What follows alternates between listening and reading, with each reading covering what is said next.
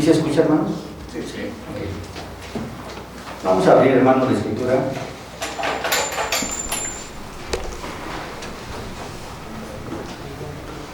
En el primer libro de Juan.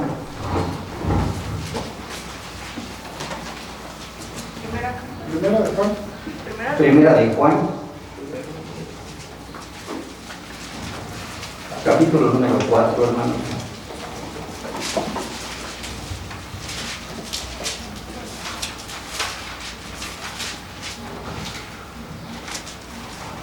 Vamos a leer, hermanos, del versículo número 1 al versículo número 4. Vamos a leerla todos juntos, hermanos. Vamos a hacerlo despacio, comprendiendo lo que la palabra de nuestro Dios nos quiere decir. Primera de Juan, capítulo 4, versículo del 1 al versículo número 4. Dice la palabra de nuestro Dios. Amados, no creáis a todo espíritu, sino probad los espíritus si son de Dios, porque muchos falsos profetas han salido por el mundo. En esto conoceréis el Espíritu de Dios.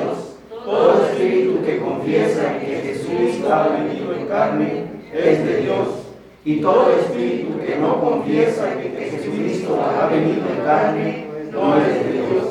Y este es el espíritu del anticristo, el cual vosotros habéis oído que viene y que ahora ya está en el mundo. Hijitos, vosotros sois de Dios y los habéis vencido, porque mayor es el que está en vosotros que el que está en el mundo. Amén. Vamos a orar a nuestro Dios.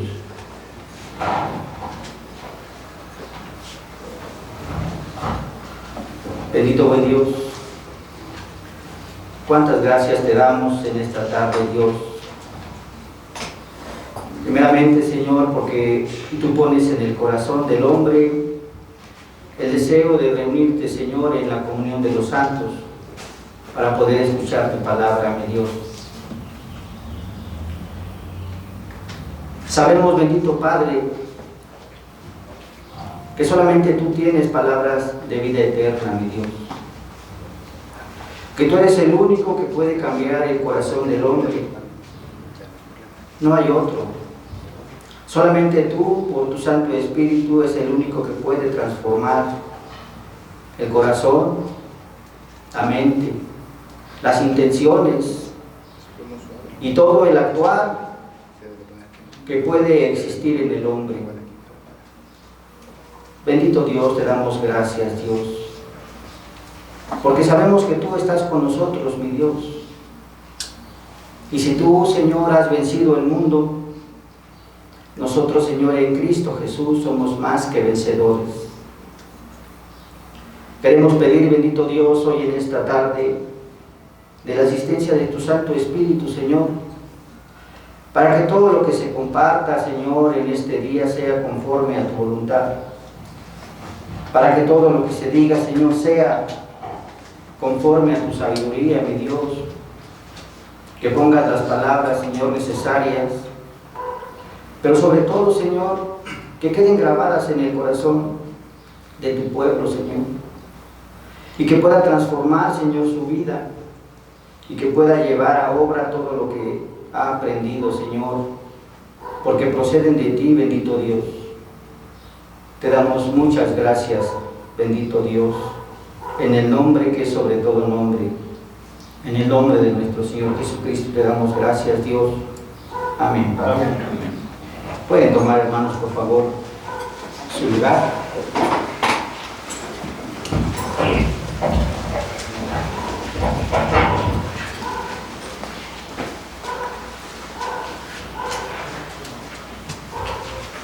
Bien, hermanos, vamos a continuar con lo que el doctor Velázquez venía desarrollando. Si recordarán, hermanos, ya hace algún tiempo estábamos hablando, aproximadamente 2 años, que el doctor Velázquez estaba desarrollando un tema que es de suma importancia para este tiempo. Y ese tema es, de una forma general, el contexto, fundamentos e implicaciones del reino de Dios.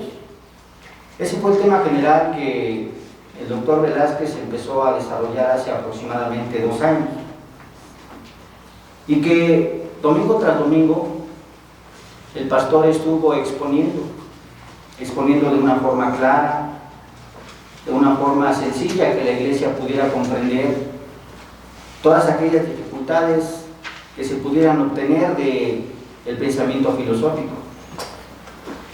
El doctor Velázquez lo que hizo fue desarrollar el contexto de este reino de Dios. También el doctor Velázquez puso los fundamentos de este reino de Dios.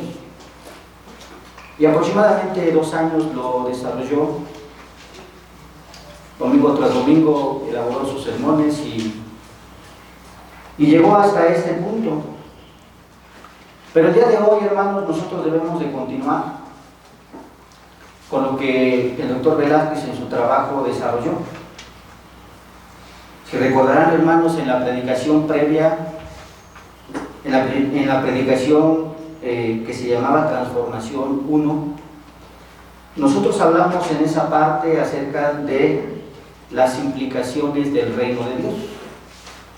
Eso lo vimos aproximadamente hace ya, aparentemente hace un mes, hermanos. Pero podemos ver, hermanos, que en esa parte nosotros vimos, hermanos, que es muy importante que la iglesia comprenda, primeramente, que vivimos en el reino de Dios. Somos ciudadanos del reino de Dios. Pero nosotros debemos de aprender a vivir en este reino de Dios.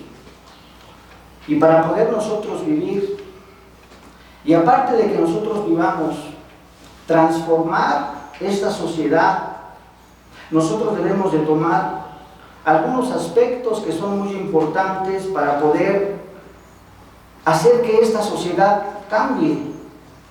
Porque ciertamente nosotros estamos en una sociedad decadente, una sociedad que tiene necesidad de Dios. Si nosotros volteamos a nuestro alrededor, hermanos, podemos ver cuánta necesidad hay de que tanto las personas como las instituciones se les hable acerca de la voluntad de Dios, hermanos. Y precisamente nosotros hace un mes iniciamos estas implicaciones de lo que significa vivir en el reino de Dios. En esa parte nosotros pusimos 4 puntos que se deben de desarrollar en estas implicaciones del reino de Dios. Estos 4 puntos son los siguientes. Primero, todo cristiano, hermanos, debe tener un enfoque bíblico reformado de la visión. Segundo, todo cristiano debe de darse cuenta acerca del secularismo. Ese es el espíritu que en este tiempo se encuentra en esta sociedad decadente. Tercero, ¿cómo debe de reaccionar los cristianos ante este secularismo? Y cuarto, ¿cómo nosotros debemos de reformar o debemos de transformar la sociedad secular? Estos son los 4 puntos, hermanos, que debemos de abordar para poder comprender las implicaciones de vivir en el reino de Dios. Esos son los 4 puntos que nosotros debemos de desarrollar. Si recordarán, hermanos, en la exposición previa nosotros hablamos sobre el primer punto. El primer punto era el enfoque bíblico reformado de la misión. Eso lo desarrollamos anteriormente. Para que recordemos, hermanos, en esa exposición hablamos primeramente que somos una iglesia y como iglesia pertenecemos al cuerpo de nuestro Señor Jesucristo. Y al pertenecer al cuerpo de nuestro Señor Jesucristo, nosotros tenemos una tarea muy específica, que es tener una misión. Y entonces nosotros vemos que la iglesia, como cuerpo de Cristo, debe de ser completamente misionera. hablamos en ese punto acerca de cuál es la correcta visión acerca de una misión. Pero no solamente hablamos de ese punto, sino que también nosotros hablamos que todos aquellos que son cristianos, todos aquellos que confiesan a Cristo Jesús como su Señor, todos aquellos que forman parte del cuerpo de nuestro Señor Jesucristo, somos llamados a ser testigos, porque es muy importante ser testigos de nuestro Señor Jesucristo en el reino de Dios. Además, como testigos, nosotros debemos de impactar en todas las áreas de la vida. Donde quiera que te desenvuelvas, donde quiera que te desarrolles, ahí debes de dar testimonio de que eres hijo de Dios y de que eres obediente a la palabra de Dios. Ser testimonio implica también que sea todo abarcante. No nada más dar testimonio aquí en la iglesia de que somos muy buenos, moralmente venimos y pues sí nos amamos como hermanos. Pero ¿qué pasa cuando salimos de la puerta para afuera? Nos olvidamos muchas veces de que somos cristianos o de que somos hijos de Dios. Pero nosotros debemos de tener una correcta comprensión que el testimonio es todo abarcante. Implica que el testimonio debe de impactar en todas las áreas de la vida.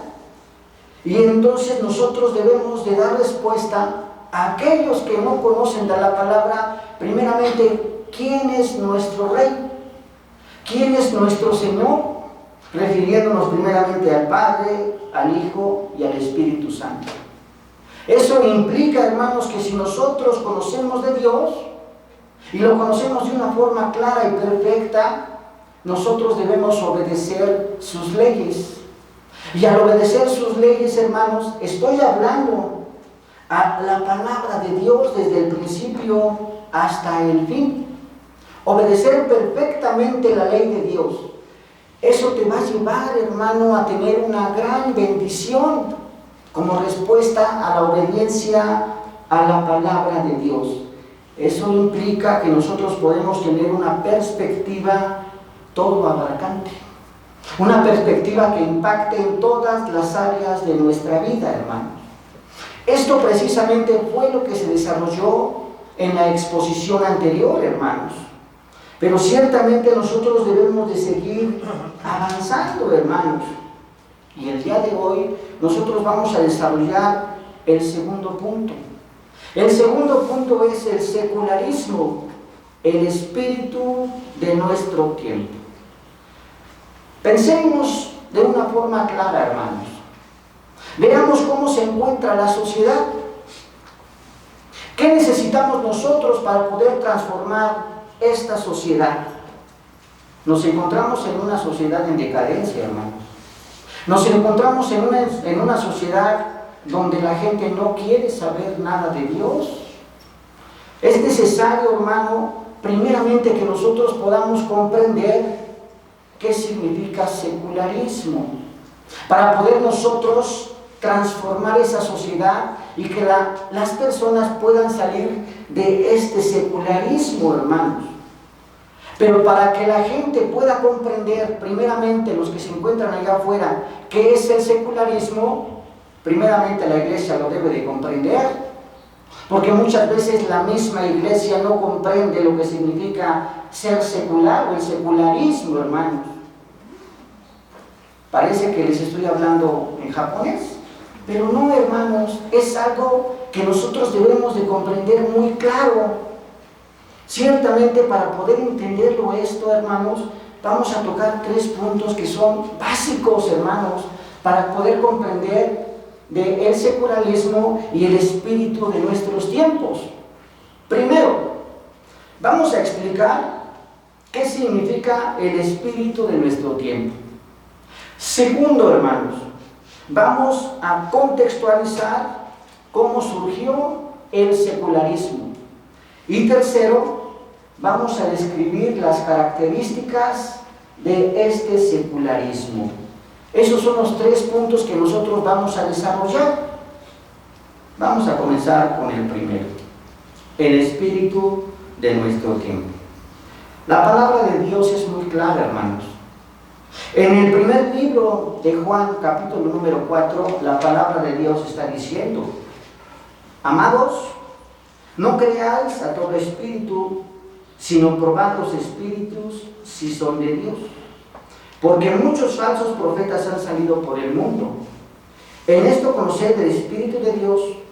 Todo espíritu que confiesa que Jesucristo ha venido en carne es de Dios.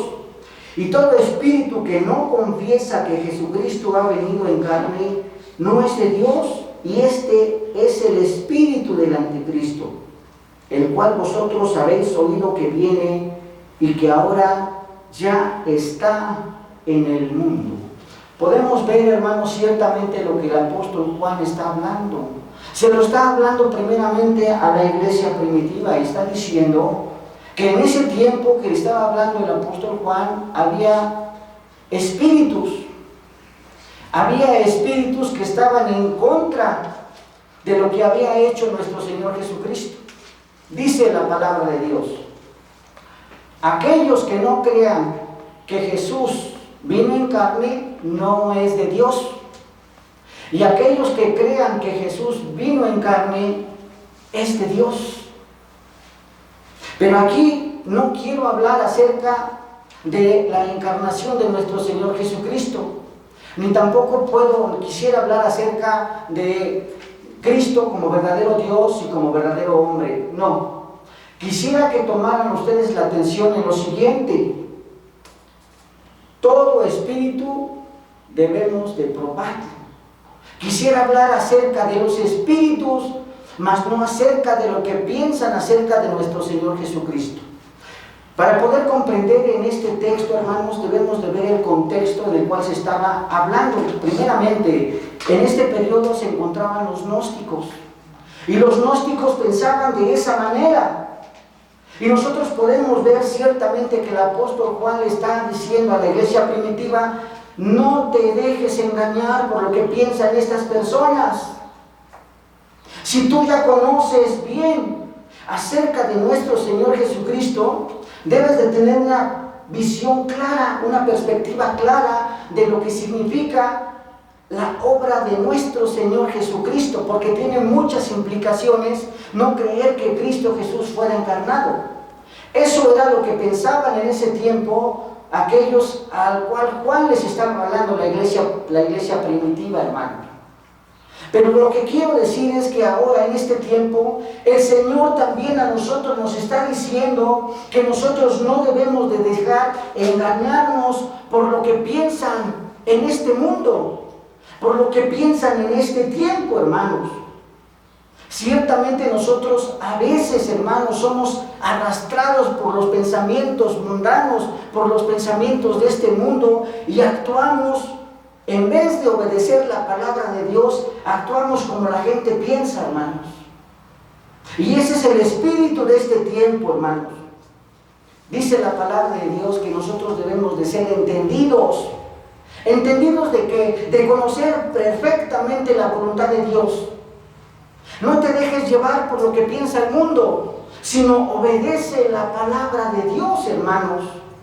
Si nosotros nos vamos a la palabra del Señor, en el libro de Colosenses, capítulo número 2, versículo número 8, dice la palabra del Señor: mirad que nadie os engañe. Te está diciendo que no debes de ser engañado por medio de filosofías y de huecas sutilezas, según las tradiciones de este mundo, según las tradiciones de los hombres, conforme a los rudimentos del mundo, y no según Cristo. Podemos ver cómo el apóstol Pablo le está diciendo a la iglesia de Colosas que no deben de ser engañados precisamente por las tradiciones de este mundo. Y veamos lo que dice la palabra en el libro de Efesios que nosotros acabamos de leer, hermanos. Efesios capítulo número 5. Efesios capítulo número 5, hermanos. Dice la palabra de Dios. Versículo número 6. Nadie os engañe con palabras vanas, porque para estas cosas viene la ira de Dios sobre los hijos de desobediencia. No seáis pues partícipes con ellos, porque en otro tiempo erais tinieblas, mas ahora sois luz en el Señor. Andad como hijos de luz, es lo que está diciendo el apóstol San Pablo a la iglesia de los Efesios. Porque el fruto del Espíritu es en toda bondad, justicia y verdad, comprobando lo que es agradable al Señor. Y en el versículo número 17 está diciendo el apóstol Pablo de una forma contundente: por tanto, no seas insensatos, sino entendidos de cuál sea la voluntad de Dios, hermanos. Veamos ciertamente cómo esta sociedad, hermanos, está siendo llevada por un espíritu extraño. Vamos a comprender para poder aterrizar todo esto de una forma clara. Primero, debemos entender ciertamente qué significa o qué entendemos por espíritu, hermano. No vamos a divagar, no vamos a hacer falsas especulaciones, hermanos. Ciertamente, hermanos, debemos comprender que el espíritu de una persona, el espíritu de un grupo o el espíritu de un tiempo, hermanos, es el que lo mueve, es el que le da impulso, es el que hace que desarrolle su labor, es el motor de esa persona, es el motor de esa sociedad, es lo que hace el hombre, hermanos. Ese es el espíritu, hermanos. No estoy hablando acerca de cosas que no tienen sentido, hermanos. Estoy hablando de aquello que mueve al hombre, aquello que mueve a la sociedad, aquello que mueve al mundo, hermanos. Por lo tanto, el espíritu es el que da vida, hermanos. Primeramente en el hombre, recordemos ciertamente que el espíritu es el que le da la vida al hombre. El espíritu también nosotros lo podemos relacionar con el corazón, con el centro del hombre. Pero también podemos entender, hermanos, que el espíritu es el que hace que seamos lo que somos. Es lo que nos mueve. Entonces, hermanos, para poder comprender de una forma más clara lo que significa un espíritu, hermanos, un espíritu significa inspiración, significa motivación, significa orientación, significa dirección, y también está determinado con lo que nosotros miramos y lo que observamos a nuestro alrededor, hermanos. Y ahora yo quisiera hacer una comparación. El espíritu lo podemos comparar con cosmovisión. El espíritu lo podemos comparar también con una perspectiva de la vida. El espíritu lo podemos comparar con una cosmovida visión. Podemos ver que la palabra de nuestro Dios está diciendo el apóstol San Juan: probad los espíritus si son de Dios. Nosotros debemos de comprender qué es el que actúa atrás de esta sociedad, qué es el que actúa atrás de estas personas, qué es el que actúa atrás de estos tiempos. Y aquí no tenemos más de dos cosas, hermanos: un espíritu que obedece a Dios o un espíritu que desobedece a Dios. No hay más que dos. Si nosotros tenemos un espíritu, o para que no cause problemas o confusión, una cosmovisión que obedezca a Dios o una cosmovisión que no obedezca a Dios. Si nosotros decimos que tenemos una cosmovisión que obedezca a Dios, entonces implica que nosotros vamos a obedecer las normas y las leyes que el Señor está estableciendo para aquellos que obedecen a Dios. Y segundo, si nosotros estamos diciendo que tenemos una cosmovisión que no obedece a Dios, entonces nunca vamos a obedecer la ley de Dios, hermanos. Nunca se van a obedecer las leyes de Dios. Podríamos pensar, hermanos, bueno, nosotros somos cristianos y nosotros de verdad obedecemos a Dios. Y nosotros obedecemos sus mandamientos. Tenemos el Dios trino, hermanos. Podemos ver ciertamente que la cosmovisión que no responde favorable a la palabra de Dios son todas aquellas personas que no conocen a Cristo Jesús. Déjenme decirle, hermanos, que es una verdad a medias, hermanos. Porque ciertamente también dentro del cristianismo existen una gran cantidad de cosmovisiones. Y nosotros podemos ver que ciertamente dentro del cristianismo, hermanos, aparentemente se dicen cristianos, pero no se obedece la ley de Dios. Y al no obedecer la ley de Dios, hermanos, eso va a impactar en cada una de las áreas de tu vida. Eso va a impactar en tu hogar. Eso va a impactar en tu trabajo. Eso va a impactar en la sociedad y en cualquier lugar donde tú te estás desenvolviendo, hermanos. La mayoría de las personas que aparentemente dicen que creen en Cristo Jesús como su Señor, pero que no obedecen la ley de Dios, hermanos, conocen de una forma muy clara el concepto dualista. Y aunque ellos digan que no son dualistas, hermanos, lo están haciendo en sus propias vidas. Nada más vienen a glorificar el nombre de Dios aquí en la iglesia, pero en su casa ni siquiera lo conocen. En su casa no es el rey de su vida. En la escuela, en la educación, en la fábrica, en el trabajo, el Señor no se encuentra ahí. Podemos ver y pensar que nada más el dualismo se encuentra en la iglesia romana. No, hermanos, también se encuentra aún inmerso en el cristianismo, hermanos. Ciertamente nosotros podemos ver, hermanos, como dice la palabra de Dios en Romanos capítulo 7, versículos 22 al 23. Según el hombre interior, me deleito en la ley de Dios. Y así hay muchos cristianos, hermanos, que se deleitan en la ley de Dios. Y que vienen de buena voluntad y de buena gana a escuchar la palabra de Dios, a cantar himnos, a alzar las manos y decir al Señor, gracias, hermano. Gracias, Dios, por todo lo que me has dado. Pero dice el apóstol Pablo, pero veo otra ley en mis miembros que se rebelan contra el espíritu de mi mente. Y que también el cristianismo o el cristiano es arrastrado a en cualquier área de la vida no obedecer la palabra de nuestro Dios.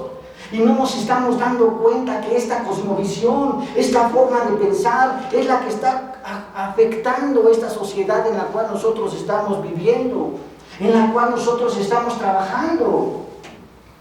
No nos estamos dando cuenta de este impacto que tiene nuestra forma de pensar en nuestro hogar, en la sociedad y donde quiera que nos encontramos, hermanos. Por lo tanto, hermanos, este espíritu o esta cosmovisión secular se encuentra bien impregnada, hermanos, no solamente en aquellos que no conocen a Cristo Jesús, sino aún también dentro de la iglesia, hermanos. Y lo vamos a ver un poquito más adelante. Segundo punto, hermano. ¿Qué favoreció el surgimiento del secularismo? Bien, primeramente, hermanos, nosotros ya vimos que no hay más que dos. ¿Obedeces la ley de Dios o desobedeces la ley de Dios? No hay más que de dos. Si obedeces la ley de Dios, hermanos, entonces debes desobedecer sus leyes. No puedes obedecer a Dios y sus leyes hacerlas a un lado. Eso sería incongruente. Ahora, si tú no obedeces la ley de Dios, hermano, entonces tampoco crees en Dios. Porque no podrías decir, creo en Dios y no obedezco las leyes. No, para nada. Si no obedeces la ley de Dios, está implicando que tú no crees en un Dios vivo.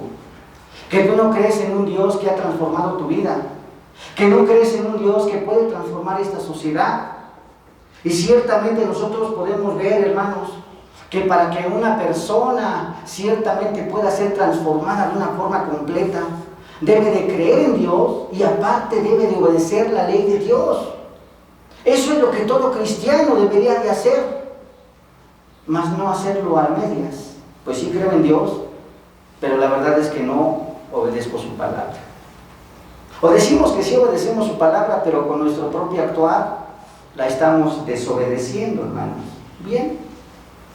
Y no nos estamos dando cuenta, hermanos, ahorita todavía no nos damos cuenta que estamos viviendo un secularismo.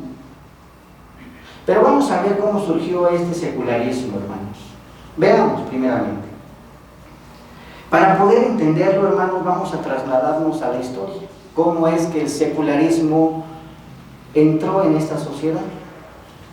Primero, aproximadamente en el año 500 antes de Cristo al año 1400 después de Cristo, nosotros nos vamos a encontrar con dos culturas que son muy importantes.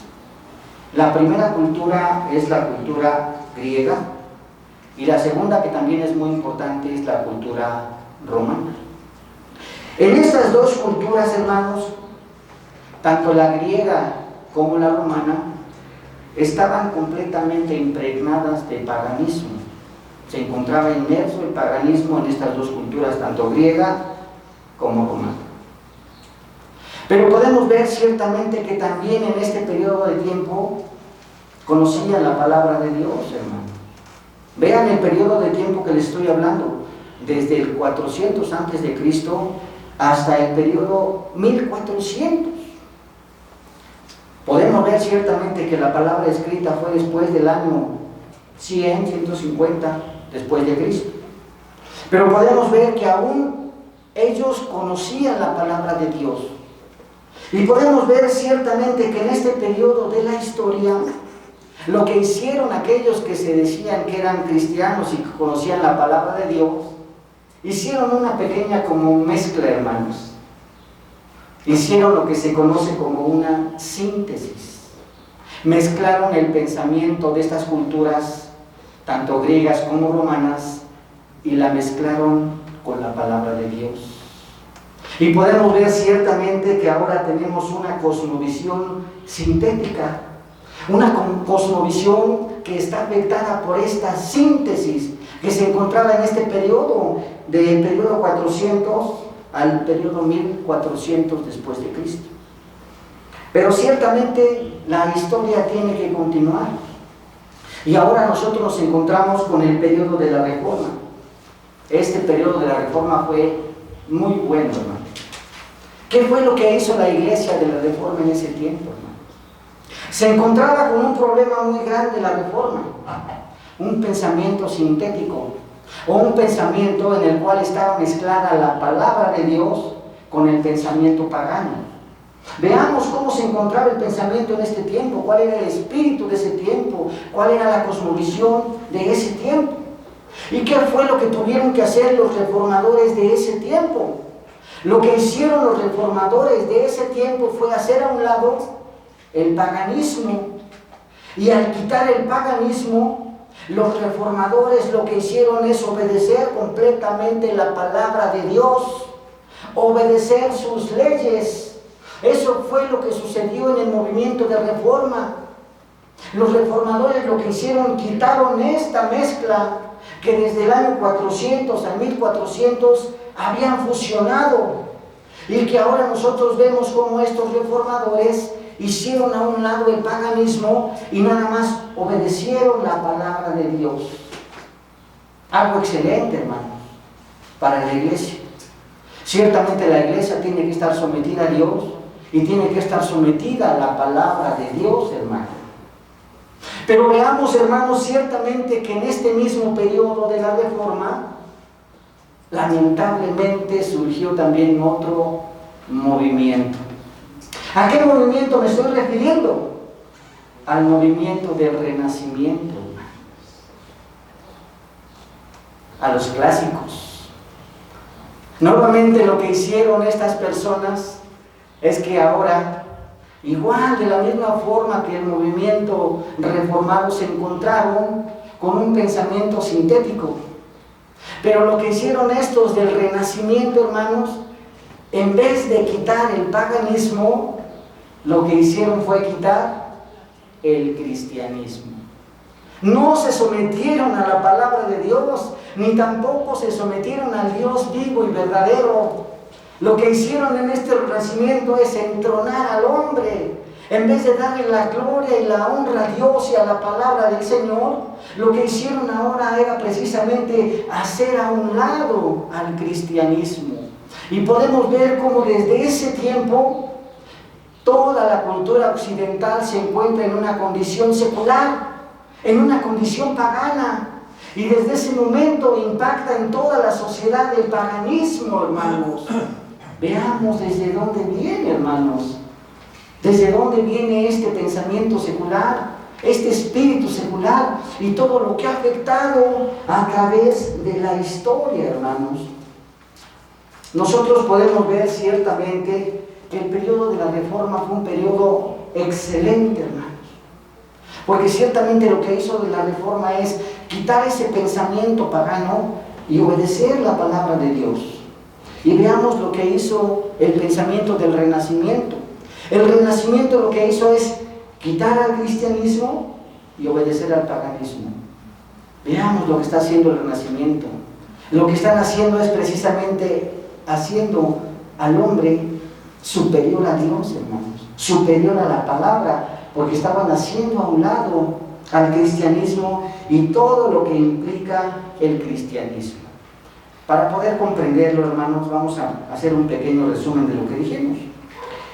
En el desarrollo de la cultura occidental podemos distinguir los siguientes periodos. Primero, el pagano antiguo, grecorromano, antes de la venida de Cristo.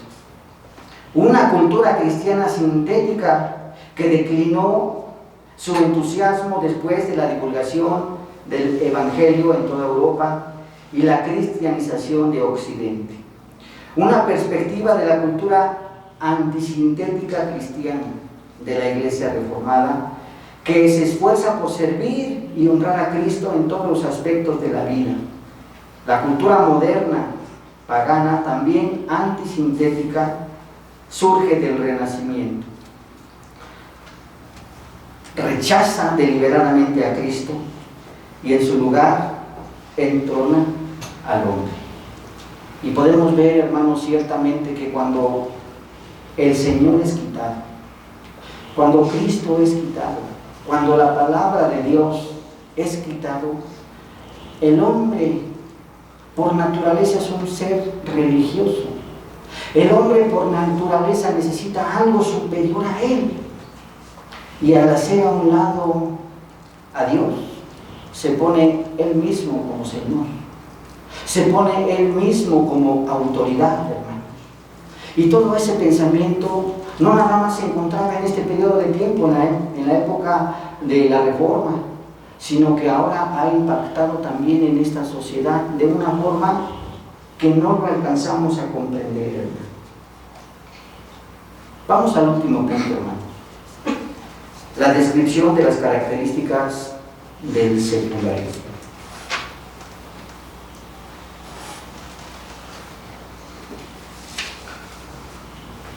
Ciertamente, hermanos, como les estaba diciendo, el hombre por naturaleza es un ser religioso. Siempre ha tenido necesidad de buscar a un Dios. La respuesta del hombre siempre son dos, no hay más. El Señor o Dios le habla al hombre. Y la respuesta solamente está en dos direcciones. ¿Obedeces a la palabra de Dios o rechazas la palabra de Dios? No hay más. O eres de Cristo o estás en contra de Cristo. ¿Obedeces su ley o desobedeces su ley? No hay más. Aquí no hay, como dicen los jóvenes, medias tintas.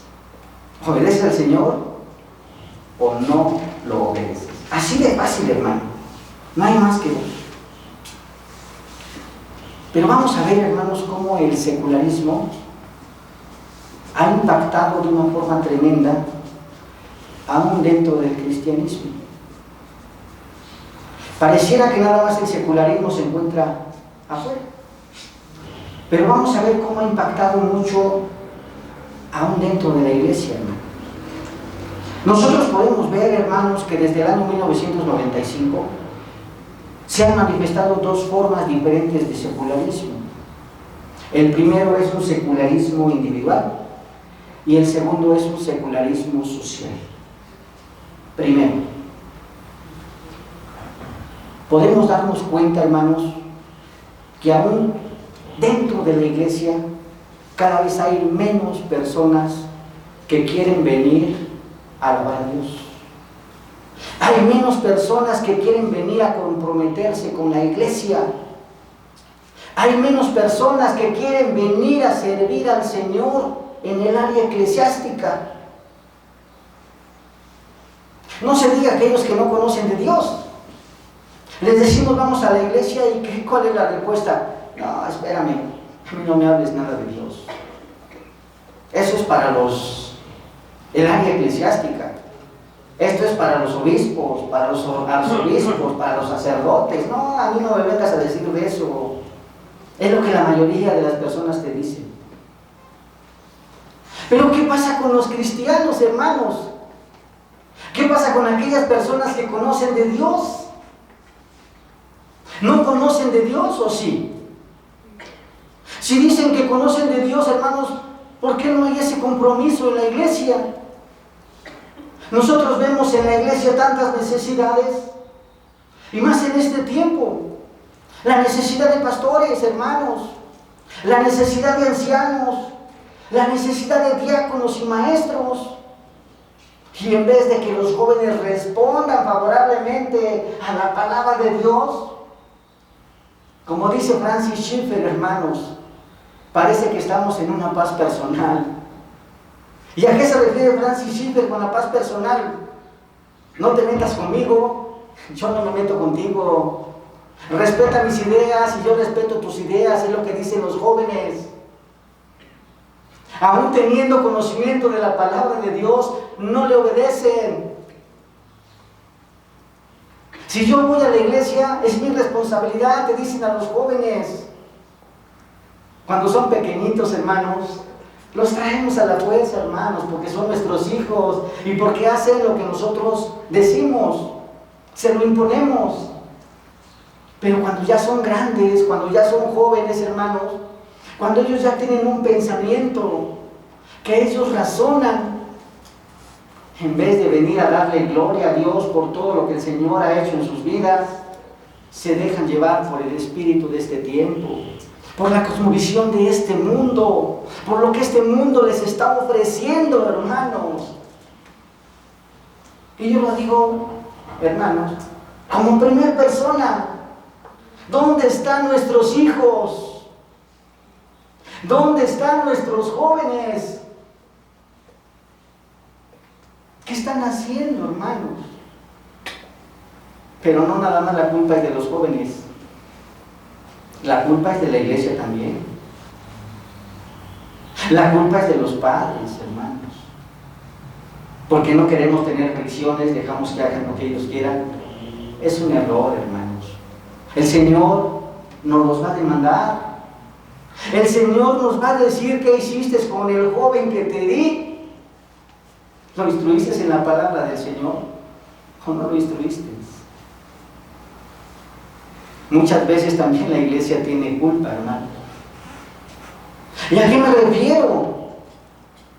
Porque desde los púlpitos no les gusta exhortar a los jóvenes, porque se pueden ir.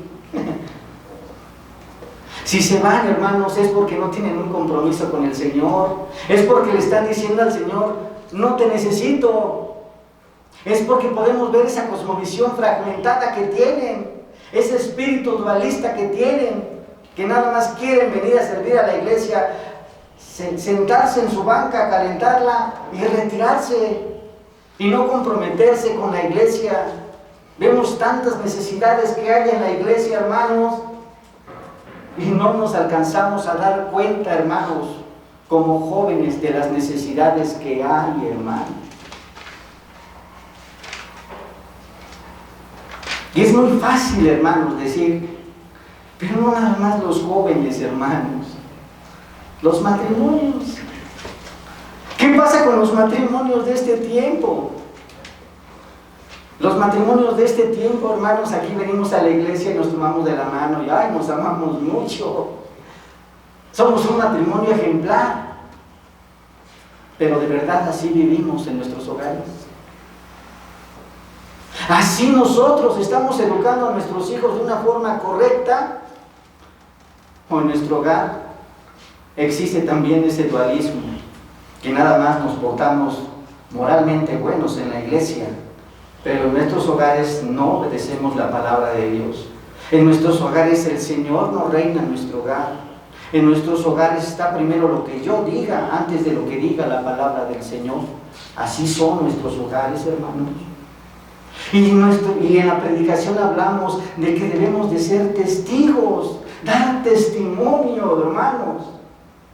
Y este testimonio no solamente es hablar la palabra de Dios, sino también con nuestras acciones. Y podemos ver ciertamente que este secularismo individual, hermanos, está afectando esta sociedad y está afectando también la iglesia del Señor, hermano. Y ahora tenemos otra forma de pensar también, que es el secularismo social. Casi van de la mano, hermanos, el secularismo individual con el secularismo social. Cada uno de nosotros, hermanos, si somos empleados, trabajamos en alguna dependencia.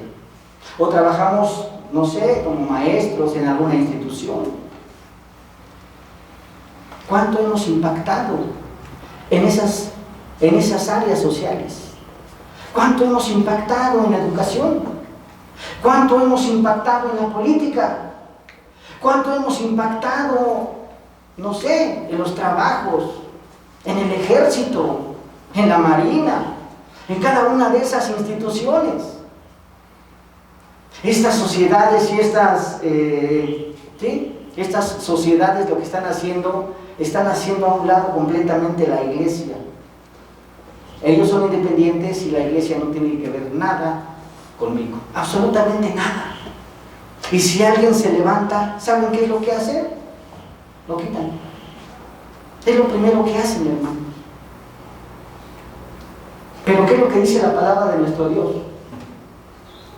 ¿Obedeceré a los hombres antes que al Señor? Nuestra responsabilidad es precisamente en ese medio donde tú te desarrollas impactar también, hermano.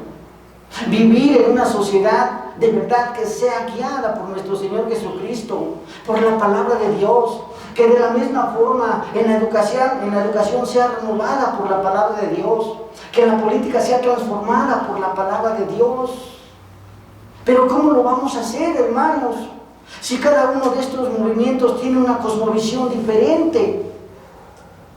Es precisamente el reto para nosotros tener una cosmovisión completamente escritural, una cosmovisión cristiana, una cosmovisión donde el Señor sea centro de tu vida, donde la palabra de Dios guíe tu vida, donde el Espíritu de Dios guíe tu vida, hermano. Esa es una cosmovisión cristiana, y no nada más en la iglesia, sino donde quiera que tú te encuentres y donde quiera que tú te muevas y te desarrolles. Ahí debe de impactar esta cosmovisión cristiana.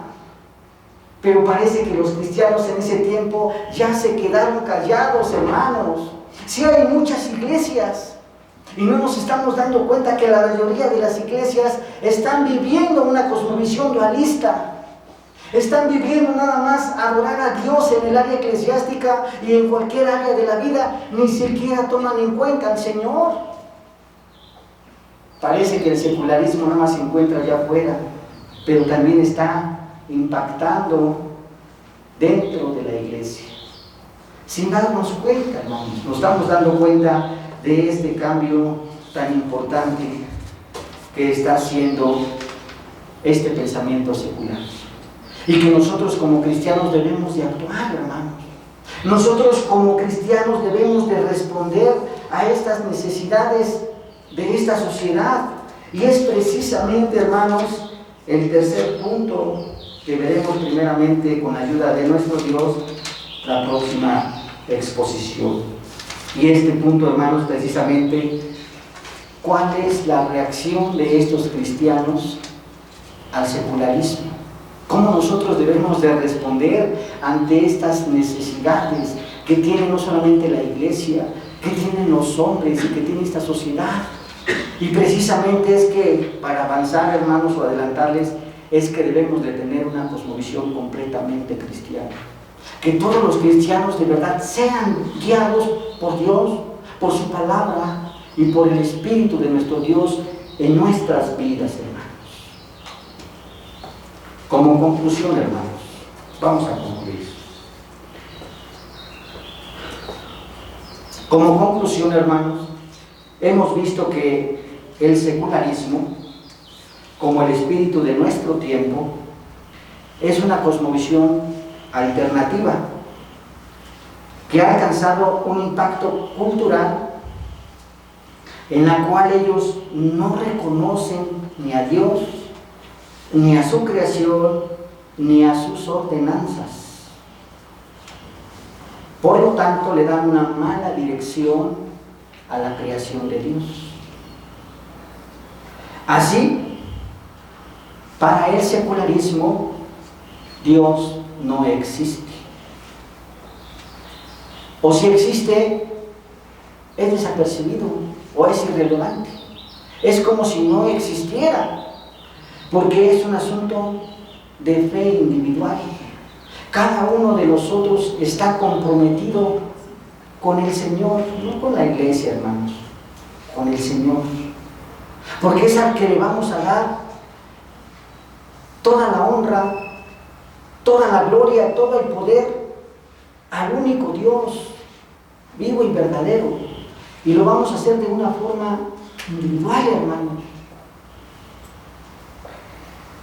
Y por consecuencia, nosotros podemos ver que si nosotros obedecemos la ley de Dios, eso va a implicar en todas las áreas de nuestra vida. Podemos ver tanto lo divino, lo religioso, lo social, el ámbito personal o el ámbito privado. Debe de impactar todas las áreas de nuestra vida. Y nosotros podemos ver las características definidas del secularismo.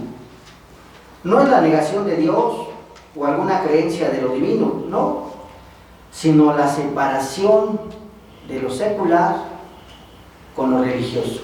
Ese dualismo que está impenetrando ahora dentro de la fe cristiana. Y nosotros podemos ver que este espíritu pagano, este espíritu secular que ahora está en este tiempo, ha permeado la sociedad y se ha apropiado de la cultura, porque ahora es muy atractivo para los jóvenes, es muy atractivo para la sociedad, es muy atractivo para los matrimonios, es muy atractivo para los adultos, para todos es muy atractivo este pensamiento pagano, este pensamiento secular. Te atrapa, te impacta, hermano.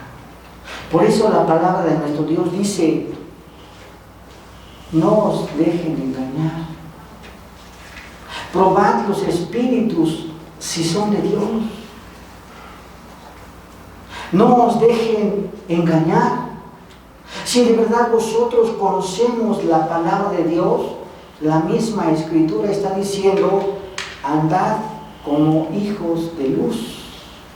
Y si nosotros andamos de verdad como hijos de luz, vamos a impactar en cada una de las áreas de nuestra vida. Vamos a orar.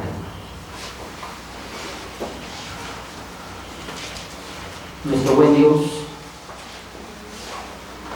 hoy en esta tarde, Señor, estamos muy agradecidos, Dios. Primeramente, Señor, de dónde nos has sacado. Isaías dice que somos, desde la punta del pie hasta la coronilla, podrida llaga. Estamos enfermos, Señor. Somos peor que trapo de inmundicia, Señor. Pero, Señor, nosotros podemos ver la obra de redención de nuestro Señor Jesucristo. Podemos ver, Señor, tu Santo Espíritu que ha transformado nuestras vidas, Dios. Y a pesar de nuestra horrible y fea condición en la cual nos encontrábamos, Tú tienes a bien, Señor, el transformar nuestro corazón. Y cuando transformas nuestro corazón, Señor, cambia nuestra forma de pensar, cambia nuestra forma de vivir, Señor, nuestro actuar. Todo lo que somos cambia, Señor, cuando este corazón, Señor, por tu Santo Espíritu es transformado, mi Dios. Ayúdanos, Señor, a poder responder de una forma favorable, primeramente a ti, Señor, y a tus mandamientos, a tu palabra.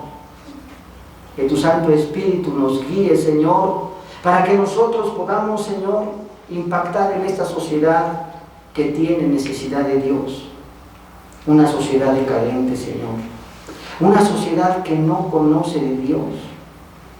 Y si conocen a Dios es para ellos algo secundario, irrelevante, Señor. Ayúdanos, Señor, en todas nuestras debilidades, Señor, a poder ser testigos y dar testimonio de que tú eres nuestro Dios y de que nosotros somos tus hijos. Bendito seas, Dios, en Cristo Jesús. Amén.